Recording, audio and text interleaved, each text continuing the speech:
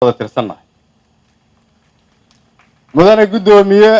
sida uu madaxweynaha sheegay in badan siyaasadda arrimaha dibadda ee Soomaaliya waxaa saldhig u ah dalka Soomaaliya uu xiriir wanaagsan la yeesho dalalka caalamiga ah oo dhan iyada oo iskaashigeedu ku qotomo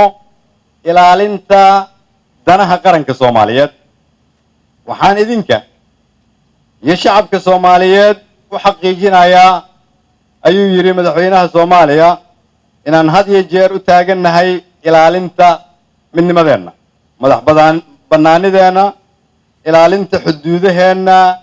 dhulka badda iyo cirkaba mudane gudoomiye mudanayaal iyo marwooyin xiriirka aan la leenahay wadamada derisku waa mid ku dhisan deris wanaag iyo iskaashi xooggan oo ku salaysan is-ixtiraam iyo wax wada qabsi siman ee dhinacyada amniga dhaqaalaha siyaasadda iyo arrimaha bulshada mudanayaal iyo marwooyin sanadka 2019 waa sanadkii aan ka mira dhalin lahayn hadafyada waaweyn ee dawladda sida u diyaar garowga doorashooyinka 2020-2021 dhamaystirka dastuurka dhamaystirka dib u habeynta dhaqaalaha dhamaystirka dib u habeynta amniga iyo dhamaystirka hay'adaha bixiya adeegyada bulshada iyo sidoo kale xaqiijinta in dhammaan halbeegyada loo asteeyay looga miro dhaliyo shaqooyinka baaxadda leh ee ay dawladdu wato haddaba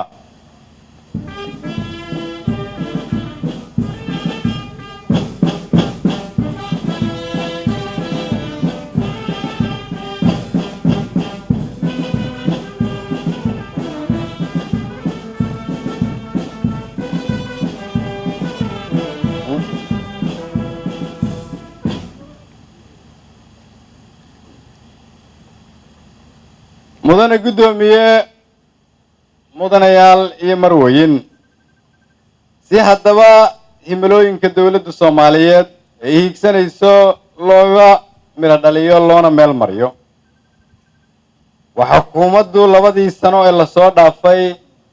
u gudbisay aqalka hoose ee baarlamaanka federaalka Soomaaliya waan rajeynayno iyaguna idin soo gudbiyeen 29 hindis sharciyeed waxaan si xushmad leh xildhibaanada aqalka sare uga codsanaynaa in la dardargeliyo meel marinta shuruucda idin hortaalla oo dhammaantood lagaba maarmaan u ah dib u dhiska dalka nabadeynta arrimaha la xiriira geedi socodka federaaleynta dalka mudane gudoomiye ku-xigeenada iyo dhammaan xildhibaanada sharafta leh aqalka sare maanta waanu taagannahay furitaankii kalfadhiga 5aad ee aqalka sare waxaan qirayaa in fursado waaweyn ay jiraan taasoo keeni karta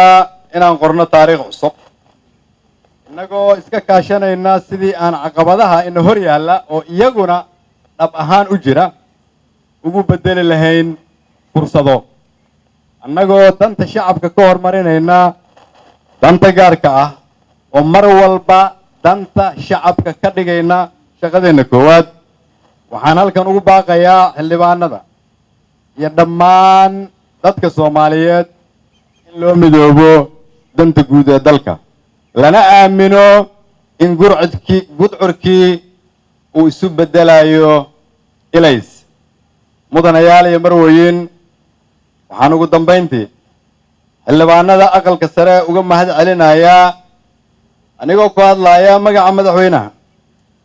sida hufan ee aad ula shaqaysaan dawladda waxaana mar kale idinka codsanayaa inaad meel marisaan hindis sharciyeedyada lana samaysataan xiriir wada shaqayn ee dhow aqalka hoose si ay noogu fududaadaan hadafyada waaweyn oo halkan aan idinkugu sheegay waxaan ilaahay idinkaga baryayaa idinkoo dhan iyo dhammaan shacabka Soomaaliyeed in kalfadhigani uu noqdo kii ugu miro dhalka badnaa ummadda Soomaaliyeedna ku hagi lahaa dariiq horumar hufan leh. ugu dambeyntii anigoo ka wakiila madaxweynaha Jamhuuriyadda Federaalka Soomaaliya waxaan halkan ka soo jeedinayaa in kalfadhigii shanaad ee aqalka sare ee baarlamaanka federaalka Soomaaliya uu furan yahay maanta oo ay taariikhdu tahay 1 Abriil 2019 waa mahadsantiin.